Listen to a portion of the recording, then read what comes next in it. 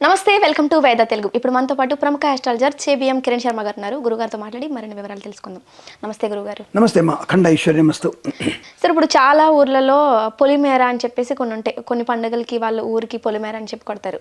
ఆ రోజు ఆ ఊర్లో వాళ్ళు ఎక్కడికి బయటికి వెళ్ళకూడదు అంటుంటారు. ఎందుకు వెళ్ళకూడదు సార్? వెళ్తే ఏదైనా ప్రమాదం అలాంటి అయ్యే అవకాశాలు? ముఖ్యంగా ఇటువంటివి నిజంగానే జాతరలు జరుగుతుంటాయి కొన్ని చోట్లలో.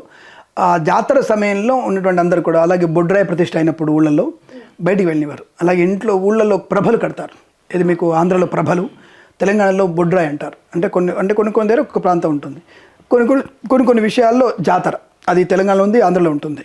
ఇప్పుడు ఎందుకు మేడారం జాతర జరుగుతుంది. ఇప్పుడు మేడారంలో ఉన్నటువంటి జాతరకి మేడారంలో ఉన్నటువంటి లోకల్ గ్రామస్తులందరూ కూడా బయటికి రారు. వాళ్ళు ఎట్టి ఫేస్లో బయటారు. 5 రోజులు బయటారు. 5 రోజులు నువ్వు ప్రాణం పోయినా సరే. ఇంకొకటి, ఊళ్ళలో ఎవరైనా సరే వాళ్ళందరూ ఇంటికి వచ్చేయాలి. అమ్మవారి పిలుపు అది. అమ్మవారి పిలుపు కోసం, అమ్మవారి సేవ కోసం నువ్వు. ఇంకొకటి, అక్కడ ఏ కులమైనా సరే అందరూ వచ్చేస్తారు, ఏ మతమైనా వచ్చేస్తారు. వాళ్ళు క్రిస్టియన్స్ వస్తారు, ముస్లిమ్స్ కూడా వచ్చేస్తారు రిటర్న్. అది కంపల్ సెంటిమెంట్. అది చాలామందికి ఉంది. నేను ఊళ్ళలో చాలామంది చూసాను. నేను తప్పకుండా అందరూ ఇంటికి మేడం రావాల్సిందే. అక్కడ ఉన్న వాళ్ళందరూ తప్పకుండా ఉంటారు. ఇప్పటికీ అది ఆచారంగానే ఉంది. అది ఒక దక్షిణ భారతంలో ఒక రకమైనటువంటి ప్రయాగ లాంటి జాతర జరుగుతుంది అక్కడ. అది కాబట్టి అటువంటి దానికి ఎవరు రాని. ఎందుకంటే అక్కడ దేవతల ఆహ్వానం ఉంటుంది. మన ఆశీర్వచనం తీసుకోవాలి. మన కుల దేవతలు, మన ఇంటి దేవతలు మనల్ని ఆశీర్వదిస్తారు. కాబట్టి 5 రోజులు మనం అక్కడే ఉన్నటువంటి భావన. ఈ రెండవది ఏంటంటే, ఎక్కడున్నా సరే మన పిల్లల మీద అమ్మవారి యశస్సు రాదన్నటువంటి భావంతో పిలుచుకోవడం. రెండవది, నెగిటివ్ ఎనర్జీ వెళ్తుంది. అంటే పాప దేవతలు ఉంటాయి కదా. ఇప్పుడు మంచిదని చెడు ఉందని చెప్పుకున్నాం కదా కొన్ని ఎపిసోడ్లో. మనం ఆ మంచి కోసం అని చేసే ప్రయత్నంలో చెడ్డవి ఉంటాయిగా. కాబట్టి మన పీడ తెలియకుండా మన పిల్లడు ఎక్కడున్నా సరే వాడి మీద పడుతుందేమో. ఈవెన్ దో అమెరికా నుంచి కూడా వచ్చేస్తారు ఈ జాతరలకి. వీటి అంటే జాతరలు ఎప్పుడు జరగవు. కొన్ని ప్రభలు జాతరలన్నీ కూడా ఎవ్రీ ఇయర్ జరగవు. 4 ఏళ్ళకో 2 ఏళ్ళకో జరుగుతాయి. కాబట్టి తప్పకుండా ఆ టైంలో వాళ్ళు వచ్చేస్తారు. వాళ్ళు అక్కడ ఉన్నటువంటి వాళ్ళు ఎవరు కూడా బయటికి వెళ్ళే ప్రయత్నం చేయరు. రెండవది, గర్భవతులు ఎట్టి పరిస్థితుల్లో ఆవిడని దాటి అసలు వెళ్ళరు. అక్కడ బొడ్రాయి ప్రతిష్టకు రారు, జాతరలు రారు, ప్రభలకు కూడా రారు వాళ్ళు. అంటే వీళ్ళందరూ కూడా జాగ్రత్తగా ఉండాలి. ఎందుకంటే అమ్మవారి అనుగ్రహాన్ని కూర్చొని ఇంట్లోనే ప్రశాంతంగా కూర్చొని శుభ్రంగా తింటుంటారు వాళ్ళు. సో ఇటువంటివన్నీ కూడా ఉంటాయి. కాబట్టి ఈ పొలిమేర దాటప్పుడు ఏంటంటే నెగిటివ్ ఎనర్జీ మనల్ని అంటుకుంటుంది. నెగిటివ్ శత్రుదేవతలు అంటే ఒక రకంగా ఉగ్రదేవతలు అంటారు. వాళ్ళు దేవతలు అంటాం. ఉగ్రదేవతలు అంటే వాళ్ళ వల్ల ఇబ్బంది అవుతుందేమో. కాబట్టి వాళ్ళని నెగిటివ్ ఎందుకు తెచ్చుకోవాలి మనం? సో పోయింది అమ్మవారి దగ్గరికి వచ్చి నమస్కారం చేసుకుని సరిపోతే ఇంట్లో ఉండమంది ఏం చేయమంటున్నామే అనే భావనతో జాతరలో పాలు పంచుకోవడానికి ఇటువంటి విషయాల్లోకి. ఇది మనకి పుస్తక రూపంలో ఉన్నటువంటి ఇన్ఫర్మేషన్. ప్రాక్టికల్గా ఏంటంటే దీనికి ఏంటంటే 2 ఏళ్ళకి వచ్చి నీ ఇంటిని చూసుకుంటావుగా, నీ ఊరు చూసుకుంటావుగా. ఇప్పుడు సంక్రాంతికి వెళ్తున్నాం. కానీ ఇటువంటి ముఖ్యమైన పండుగలలో అనేకమైన వ్యక్తులు వస్తారు, అనేకమైన వ్యాపారాలు జరుగుతుంటాయి. ఏది నువ్వు డెవలప్ చేసుకోవచ్చు, నీ గ్రామాన్ని ఎలా డెవలప్ చేయొచ్చు, ఈ ఊరి ద్వారా మన ఈ ఊరిలో వ్యక్తుల్ని ఎలా ఉపయోగించుకోవచ్చు.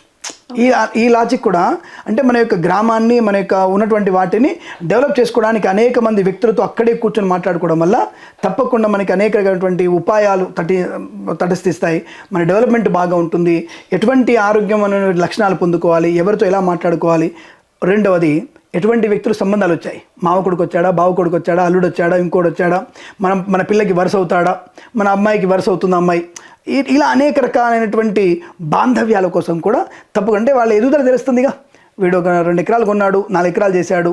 ఓకే, మనకు అమెరికా వెళ్ళాడు, ఎంత సంపాదించాడు. ఓకే, హైదరాబాద్ వెళ్ళాడు, భాగ్యనగరం ఎంత సంపాదించాడు, బెంగళూరు వెళ్ళాడు ఇలా వాళ్ళ గురించి ఒక అంచనా ఉంటుంది. అమ్మాయి వెళ్ళిన తర్వాత అమ్మాయి బాగా సంపాదిస్తుందా, బాగా చదువుకుందా, అంటే అన్ని రకాల అంటే ఇన్ని విషయాలు దాంట్లో బయటపడతాయి మనకి.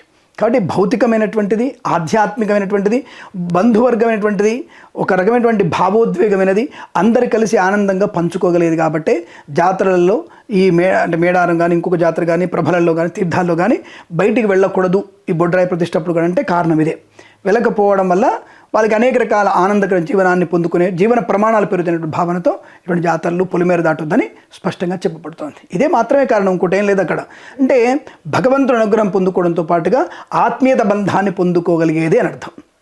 సామాజికమైనటువంటి రుగ్మతల నుంచి బయటపడడానికి కూడా ఇదే కారణం. అంటే వాడు తప్పు చేస్తాడు, ఒప్పు చేస్తాడు, అందరం ఉన్నాం కదా అని భరోసా ఇస్తారు. మేము అందరం ఉన్నాం కదా, సరే ఎంత తప్పనే చేసావు, సరే తప్పు చేసావు కదా, నువ్వు పశ్చాత్తాపడుతున్నావు కదా, దాని నుంచి బయటపడడానికి మేము అందరం నీకున్నాం సపోర్ట్, మరొకసారి తప్పు చేయకు అనేటువంటి భావన కూడా ఆ జాతరలో చెప్పగలిగే అంటే ఆ యొక్క ఉత్సవాల్లో ఇటువంటివన్నీ జరుగుతాయి. అంటే ఒక మంచి కార్యక్రమంలో ఈ చెడు కూడా తుడిచికి పెట్టిపోతుంది, మళ్ళీ వాడిని మామూలు మనిషిని చేయొచ్చినటువంటి భావన, అమ్మాయిని మంచి మనిషిని చేయొచ్చిన భావనతో చేసేటువంటి అవకాశాలు ఇవన్నీ కూడా జాతరలు. అందుకే పొలిమేర దాటకూడదు అని ఒక సూచన పెట్టుకున్నారు వాళ్ళు, ఒక నియమం పెట్టుకున్నారు.